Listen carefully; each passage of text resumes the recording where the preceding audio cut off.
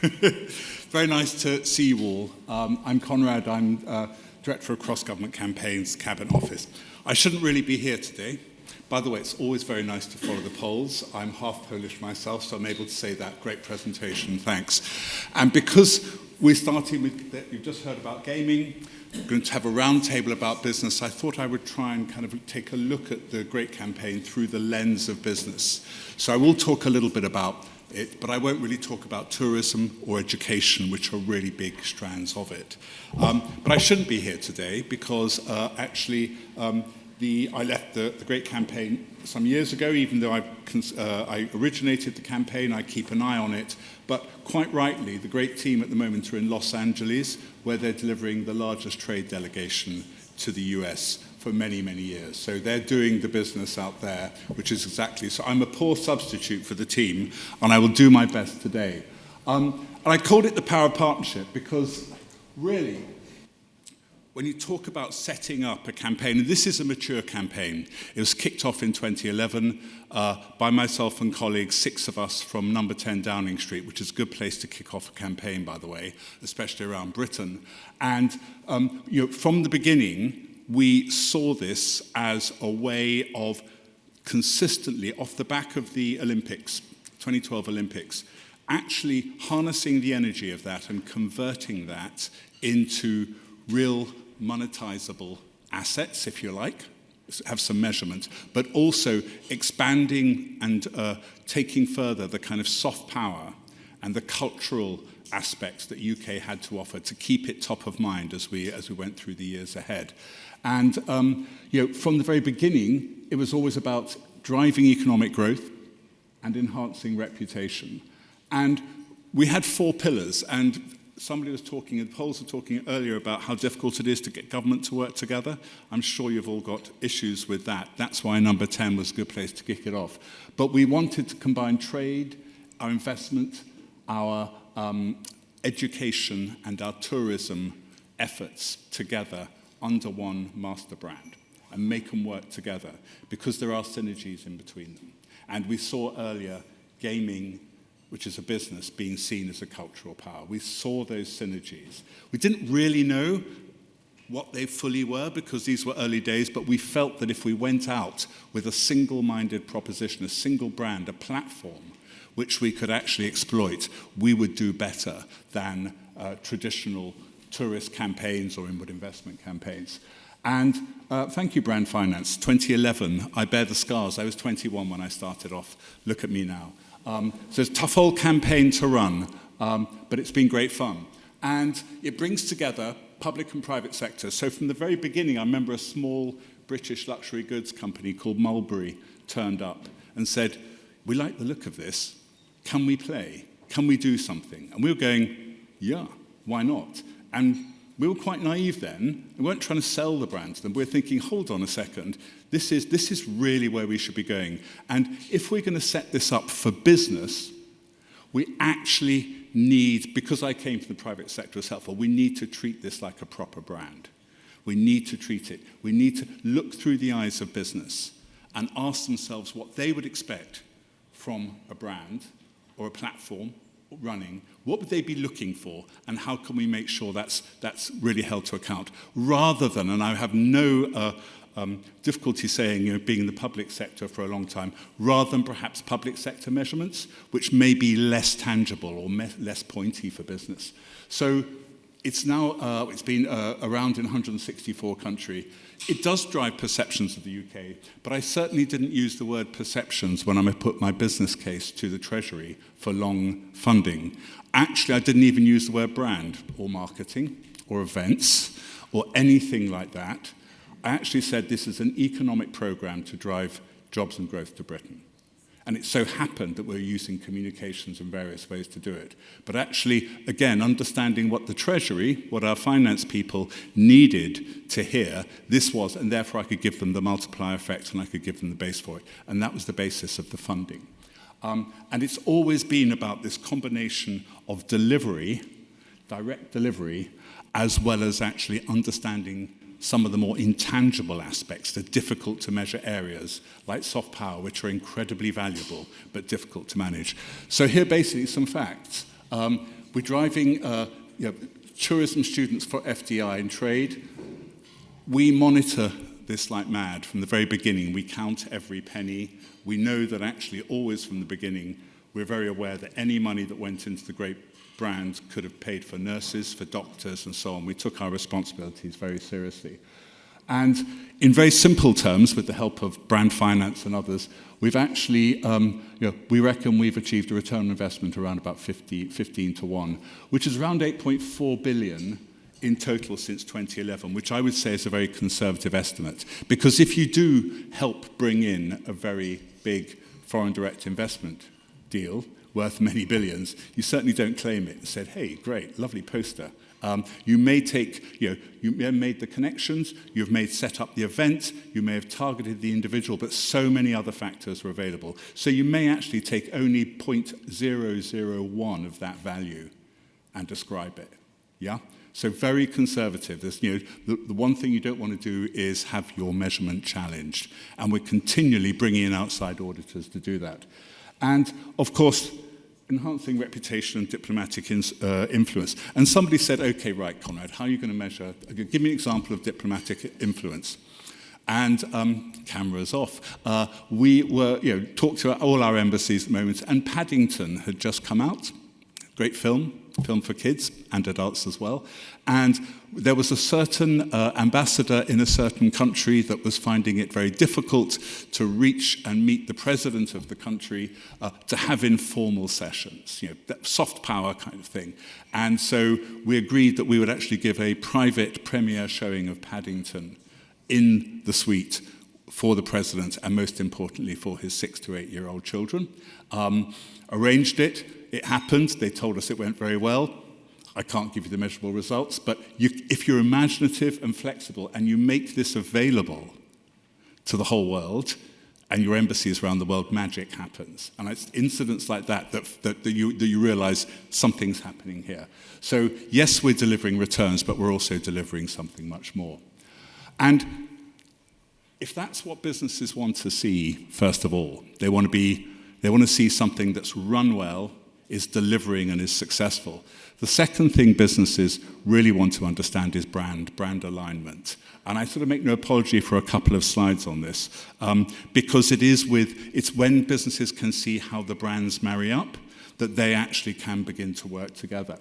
And a result of a large amount of research, we came up with 4 principles, four research areas that this is what the world thinks of us. We were saying what the world thinks of Poland. I would have done vodka, but I'm in a different category there. But actually, diverse and tolerant, very strong, independent-minded, sometimes eccentric, creative and innovative.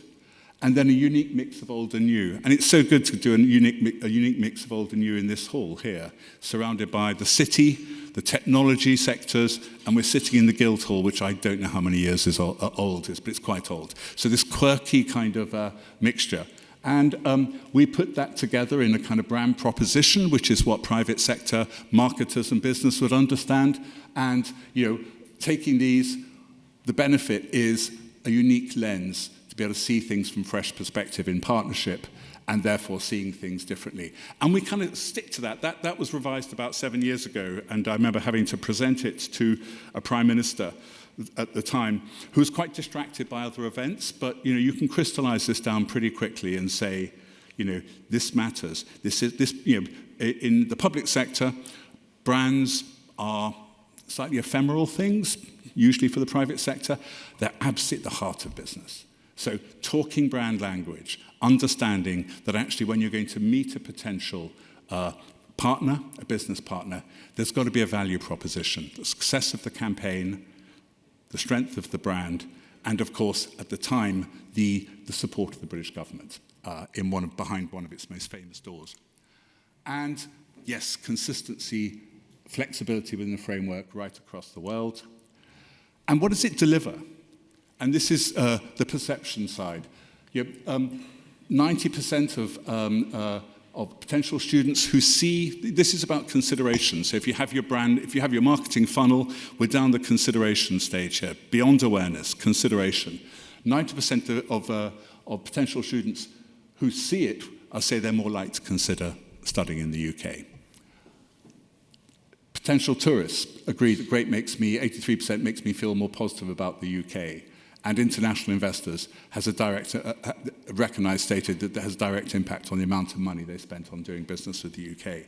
And even though, and I always say this, we always imagine international investors as the toughest, hardest, most rational people in the world. When we were doing a lot of research, and asked them for reasons to invest in a country, come to a country, usually reasons 2, 3, 4, 5, 6, and 7 are really hard business reasons, the tax regime, da-da-da-da-da. Number 1 is actually the vibe. It really is. It's not quite described as that, but would I feel comfortable here? Would my family feel comfortable here? There's an emotional response, and therefore, actually, emotions matter. Took a long time to educate my fellow civil servants around the importance of emotions as well as rational. We like to all think that we're rational beasts. I think that argument has been thrown out many years ago. Strategic partnerships. So from the beginning, we said, we're running this campaign, we want people to join. And over time, and we identified the kind of big soft power assets, the businesses, the museums, the cultural attractions that the UK was famous for, because we really wanted to harness them and build them on. And so football, Premier League, absolutely important, all kind of become big partners. So seeing the world through other people's eyes allows us, therefore, to identify the key kind of partners that we'd like to have. Top of the list, by the way, was Harry Potter. Never quite got Harry Potter, but James Bond did a lot of work with Bond franchises and so on, came on. Those are the soft power assets. But also the likes of British Airways have been a huge supporter, British Fashion Council, HSBC, who I think you're going to hear from later, very, very good partner to work with, understanding the brand alignment, doing a lot of activity together with HSBC, shared ideals, and most importantly, large numbers of small and medium enterprises, those innovators, those games manufacturers, those new startups who had a special story to tell. We could help them. They would give us content. We could help promote them as well.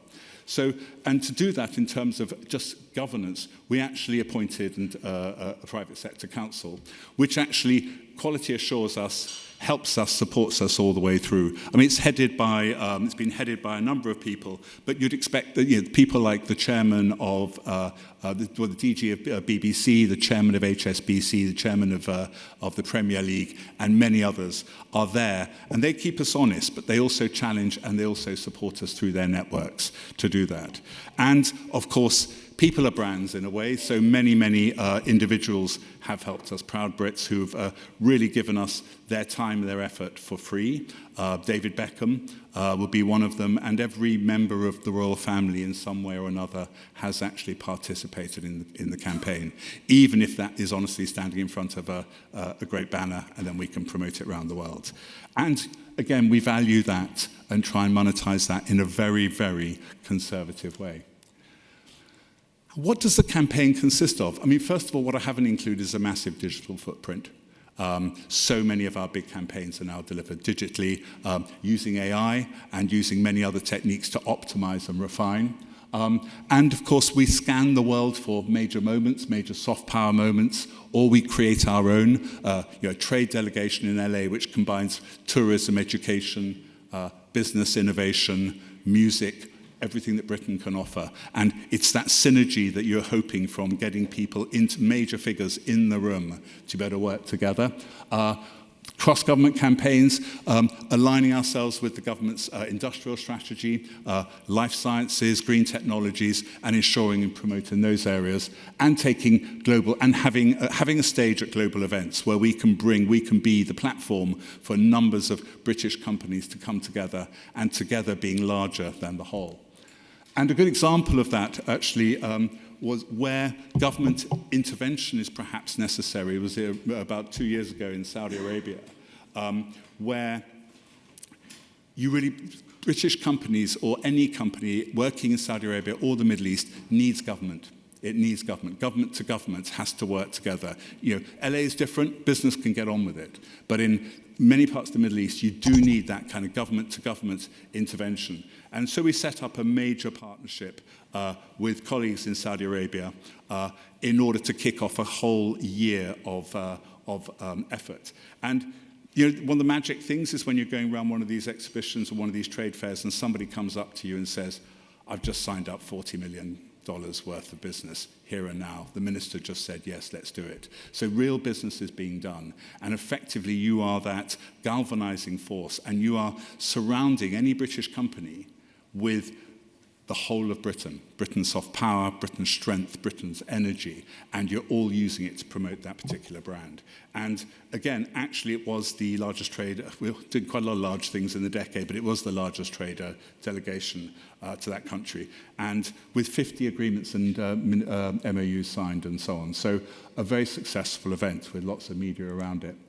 And just finally, because I know we're short of time, always looking at generating inward investment and actually trying to qualify it. And of course, being a champion of small British business, helping British businesses export. But this is a campaign in the UK designed actually to help British companies take the first step overseas or the second step overseas and support them in post with our fantastic network. And as I say, this is where they all are at the moment. So this is why I get the chance to go and speak to you. Thank you very much indeed.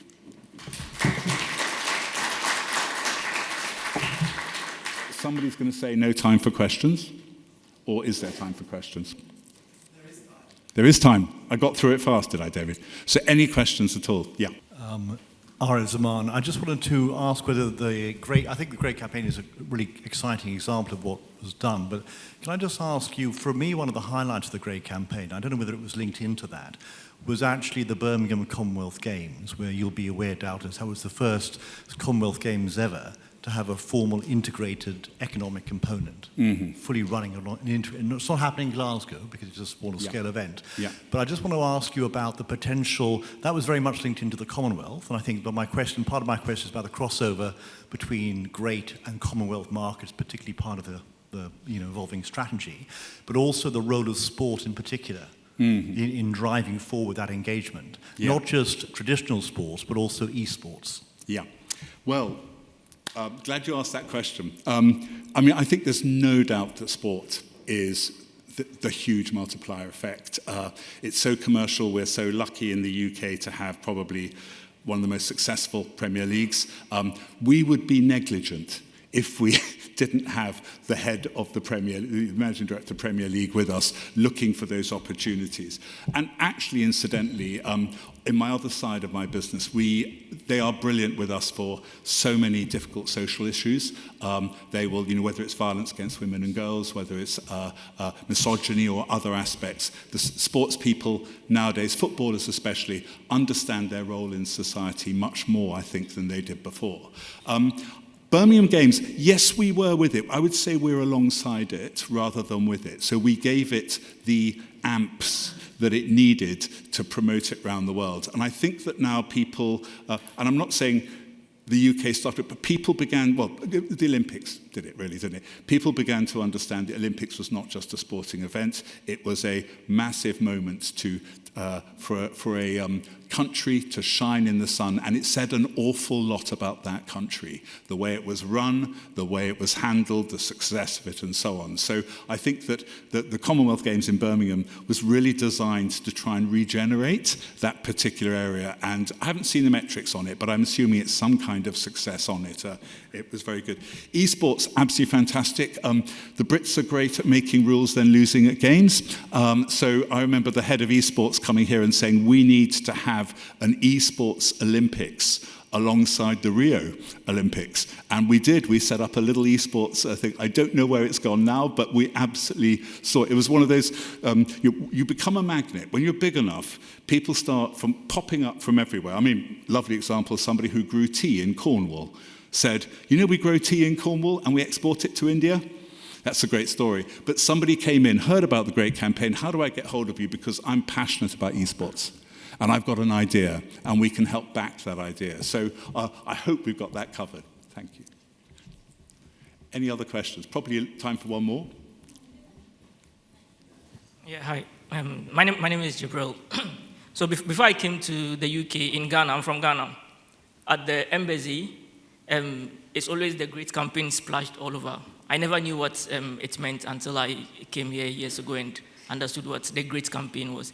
But my question is, how have you been able to achieve coordination among all institutions that act independently? Yeah. 2 words, with a lot of pain. That's 3 words. But it's possible. So I'll be honest with you, it's a combination of carrot and a combination of stick. Yeah? The carrot is that we are going to, first of all, with the embassies around the world, with the budget we have, we could not give everybody the budget they needed. But what we actually did, having been in the Foreign Office and knowing how competitive they are, we set up a challenge fund. We said, if we're going to focus on 8 markets, all those 160 other ones, they shouldn't feel excluded. So we set up a fund and called it a challenge fund and said, bid in with your ideas and we will support you, providing there's a return on investment. And the challenge back to us, or to me personally, was if the ideas are so good, we'll have to find some more money.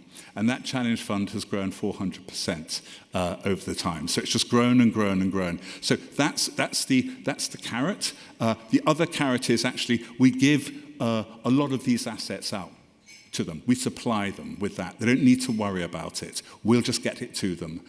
Any images they need. So there's a big supply going on there.